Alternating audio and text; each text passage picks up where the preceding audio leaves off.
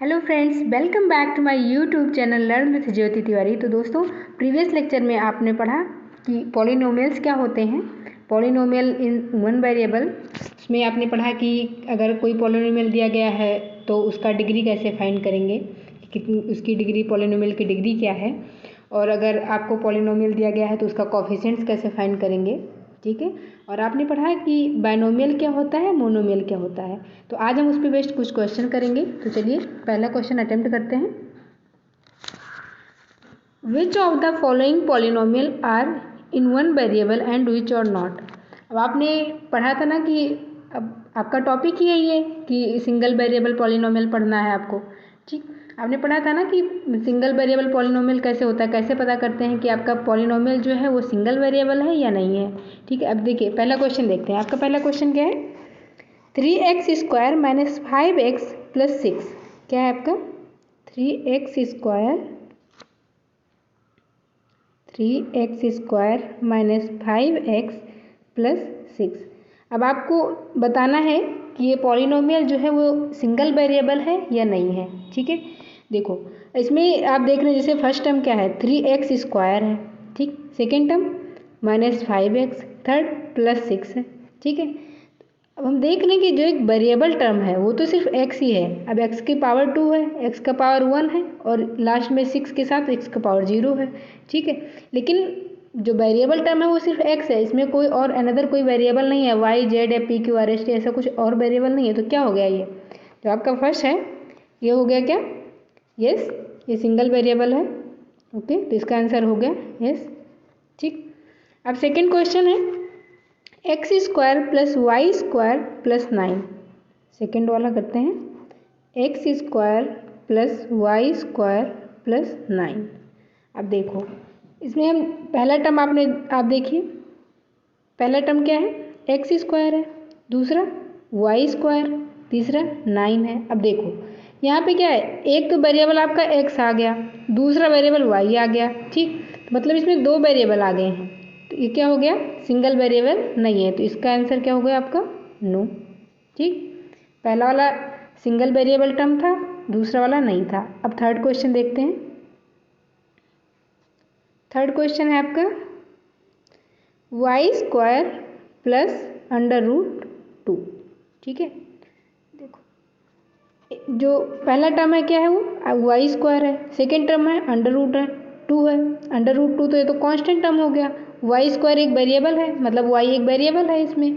ठीक, तो सिर्फ एक टर्म जो है, मतलब पहला टर्म जो है वो वेरिएबल टर्म है, और आप देख सकते हैं कि सिर्फ y ही है, ओनली y एग्जिस्ट कर रहा है, जो कि मतलब वेरिएबल टर्म है, और कोई x या फिर z या कुछ भी p q r s t नहीं है इसमें। तो क्या हो गया ये भी, इसका आंसर यस, ये आपका क्या है, एक सिंगल वेरिएबल है। ठीक, अब फोर्थ क्वेश्चन देखते हैं। फोर्थ क्वेश्चन है 3√√(x) प्लस y√5। ठीक, देखो अब हम पहला टर्म देख रहे हैं 3 है, इंटू में √(x) है। सेकेंड टर्म में क्या है y इंटू √5 है। आप देख सकते हैं कि एक वेरिएबल आपका x है, अनदर वेरिएबल y है, तो इसमें क्या है, दो वेरिएबल आ गए। तो क्या है आप, लेकिन आपका क्वेश्चन क्या है कि जो सिंगल वेरिएबल वाले टर्म कौन से हैं कौन से नहीं। तो इसमें क्या हो गया, इसका आंसर नो हो गया, क्योंकि सिंगल वेरिएबल टर्म नहीं है। अब लास्ट क्वेश्चन देखते हैं इसका, fifth number 1/x plus x। ठीक है, देखो क्या है 1/x, पहले टर्म जो है इसमें एक वेरिएबल आपका क्या है, x ही है। अगर हम इसको लिखते थे ना, अगर x डिनोमिनेटर में होता था, न्यूमरेटर में ले जाते थे तो x का पावर -1 हो जाता था। अब यहाँ पे क्योंकि पावर 1 है तो जब डिनोमिनेटर से न्यूमरेटर में जाएगी तो पावर -1 हो जाती है। ठीक है, आपने पढ़ा ही था प्रीवियस लेक्चर में। ठीक, जब आप नंबर सिस्टम पढ़ रहे थे उसमें।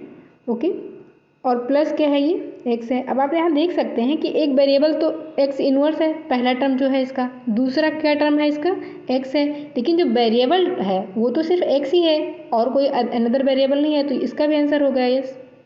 ठीक है, तो इसमें आप इक्वेशन को बस देख करके बता सकते हैं कि ये सिंगल वेरिएबल है या नहीं है। ठीक है, इसमें कुछ और नहीं है। ठीक, नेक्स्ट क्वेश्चन देखते हैं। Give an example of binomial of degree 15 and monomial of degree 50। देखो आपने पढ़ा था ना बाइनोमियल टर्म क्या होते हैं, मोनोमियल टर्म क्या होते हैं। ठीक है, तो आपको बताना है कि बाइनोमियल ऑफ डिग्री 15 का कोई एग्जाम्पल देना है और मोनोमियल ऑफ डिग्री 50 का कोई एग्जाम्पल देना है। ठीक है, चलिए सॉल्व करते हैं इसको। बाइनोमियल डिग्री 15 है तो मान लीजिए हम इसका वेरिएबल टर्म x ले लेते हैं।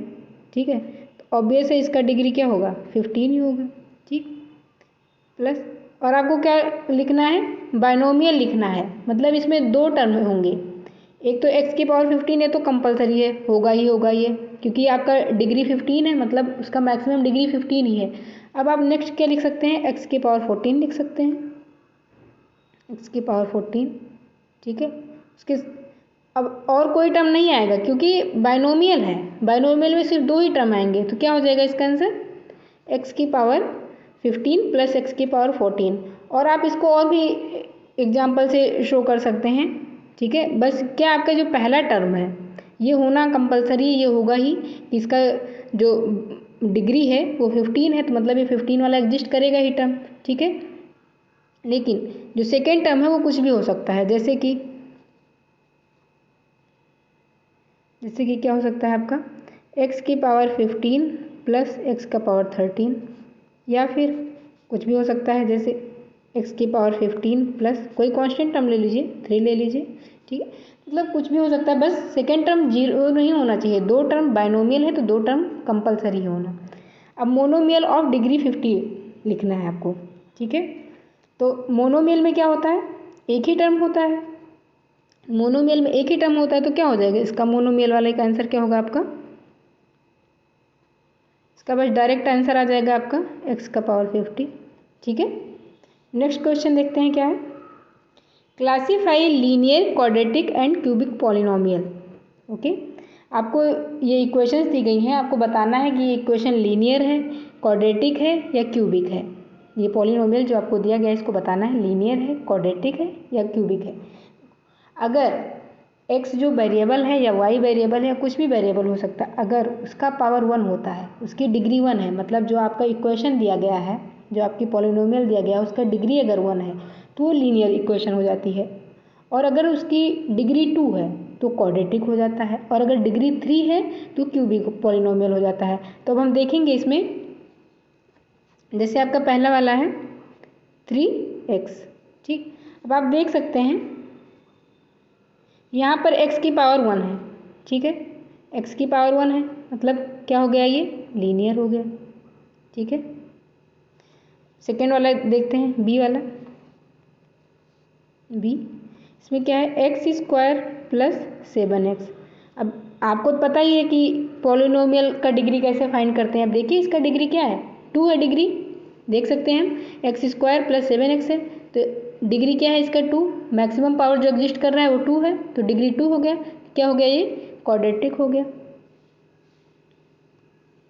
क्या हो गया आपका, ये क्वाड्रेटिक। ठीक, थर्ड देखते हैं सी, 2x क्यूब प्लस, यहाँ पे कुछ टर्म छूट गया, 9 था। ठीक है, 2x cube plus 5x square plus 9। ठीक, देखो आपको भी क्या बताया, क्यूबिक कब होगा, जब उसकी मैक्सिमम पावर या फिर पॉलिनोमियल की डिग्री 3 होगा तो क्यूबिक होगा। क्यूब आप पढ़ते हैं ना, क्यूब मतलब 3 पावर 3, मतलब अगर इसका जो मैक्सिमम पावर है, डिग्री क्या होता है, मैक्सिमम पावर होता है, तो अगर डिग्री उसका पॉलिनोमियल का 3 है तो क्या हो जाएगा, क्यूबिक होगा। अब आप देखिए इसका डिग्री क्या आ रहा है, 2x cube plus 5x square plus 9, degree क्या आएगा, मैक्सिमम जो पावर एग्जिस्ट कर रही है क्या है, x की पावर 3 है, मतलब क्या हो गया इसका, अगर हम इसका डिग्री भी लिखना चाहें तो क्या लिख सकते हैं, इसकी डिग्री है 3। ओके, और 2x का क्यूब मतलब क्यूब का टर्म एग्जिस्ट कर रहा है, मतलब पावर इसकी मैक्सिमम 3 है, तो क्या हो जाएगा, ये क्यूबिक हो जाएगा।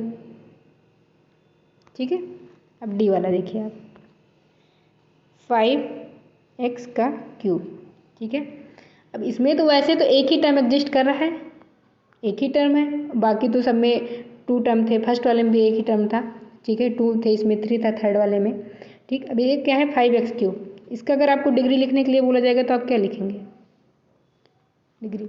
मैक्सिमम पावर क्या है पॉलिनोमियल की, 3 है, तो डिग्री हो गई आपकी 3, डिग्री 3 है, मैक्सिमम पावर 3 है, डिग्री 3 है, ठीक है, तो इस ये क्या हो जाएगी, क्यूबिक हो जाएगी, क्या हो जाएगी आपकी, क्यूबिक, ठीक। ई सेक्शन, ई क्या है x+5, देखो इसका मैक्सिमम पावर क्या है, मैक्सिमम पावर क्या है इसका, x का पावर 1, x का पावर 1 + 5, इसका मैक्सिमम पावर क्या है 1, मैक्सिमम का पावर क्या है आपका, मैक्सिमम पावर क्या है 1 है, डिग्री क्या हो गई, डिग्री क्या हो गई 1 हो गई, क्या हो जाएगा ये लीनियर इक्वेशन ना, ये हो गई आपकी लीनियर इक्वेशन। तो सिंपली आप ऐसे इक्वेशंस को देख करके बता सकते हैं कि इक्वेशन लीनियर होगी, क्वाड्रेटिक होगी या क्यूबिक होगी। अब देखो जैसे एक और चीज़ बताती हूँ आपको, देखो सेकेंड वाली जो इक्वेशन थी x² + 7x, अब इसके आगे कुछ कांस्टेंट टर्म भी एग्जिस्ट कर सकता था, ऐसा नहीं कि सिर्फ 2 टर्म होंगे, आप टर्म पे मत जाइएगा, मैक्सिमम पावर देखिएगा। अब जैसे इसमें था, इसमें एक और टर्म भी हो सकता था x⁴ वाला, ठीक, x⁴ वाला टर्म भी हो सकता था, x⁴0 वाला अवेलेबल ही है, ठीक है। तो ऐसा नहीं है कि इसमें कितने टर्म हैं उस पर डिपेंड करेगा कि अगर 4 टर्म्स हैं तो उसका क्या कहते हैं क्यूबिक, मतलब 3 टर्म है अगर तो क्यूबिक होगा, अगर उससे ज़्यादा हो गया तो फिर क्या होगा, कैसे फाइंड करेंगे, ऐसा कुछ नहीं है। वैसे आपको मैक्सिमम पावर देखना है, उसका डिग्री देखना है आपको कि उसकी डिग्री क्या है, जो डिग्री होगी मैक्सिमम पावर होगी उस पर डिपेंड करेगा कि लीनियर इक्वेशन है, क्वाड्रेटिक है या फिर क्यूबिक पॉलिनोमियल है। तो आज का लेक्चर यहीं तक था। Thank you so much guys, and please do like, share and subscribe the channel.